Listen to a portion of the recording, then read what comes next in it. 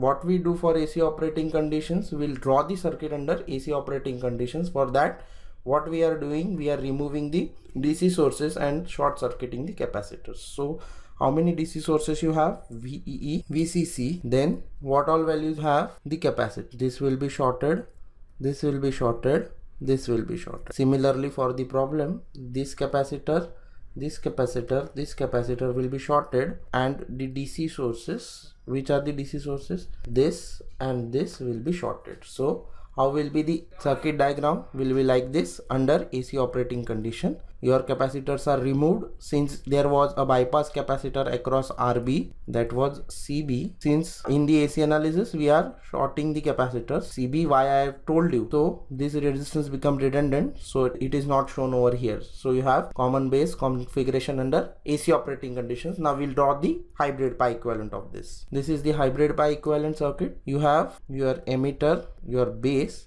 and collector. Now how to draw the hybrid pi equivalent? You know R pi is between base and emitter, but in base, so I have shown, in order to make it simple, I have shown that R pi is towards the base and not towards the emitter. Then GMV pi is between collector and emitter, and in collector, so it is shown towards the collector, GMV pi. So this is how we can draw the circuit under the AC operating condition. This is hybrid pi equivalent.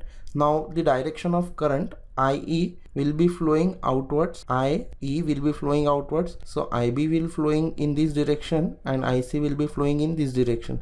So because of the direction of IB, you have plus minus V pi, the direction of V pi changes. Similarly in the problem, we are redrawing the circuit in the same way. You have emitter, you have base and you have collector. Now what we can do is, this resistance R pi is in the base, so we can transfer it to emitter. So whenever we are moving a resistor from emitter to base, what we are doing, we are multiplying with 1 plus beta. So when we are going in the opposite direction, that is from base to emitter, what we'll do, we'll divide it with 1 plus beta. Now in this case, your resistance is R pi. We are going from base to emitter, so what will be the resistance when it is going into emitter? R pi by 1 plus beta, right? So what I will do, I'll just redraw the circuit by transferring R pi to emitter. So the circuit will look like this. You have transferred R pi from base into the emitter, so your circuit will look like this. Now you are finding the resistance seen from the emitter, so it is written as ZIE. This is the total input resistance, and this is considering the source resistance, output resistance RC, and considering RL. Now we have found all these values, R pi, GM, RO, and these all values are given in the question for the problem. Now to start with the analysis, first what we need to find, we need to find the input impedance, that is ZIE. Suppose I am writing this voltage as VI, and this voltage again will be VI because both the resistance are in parallel.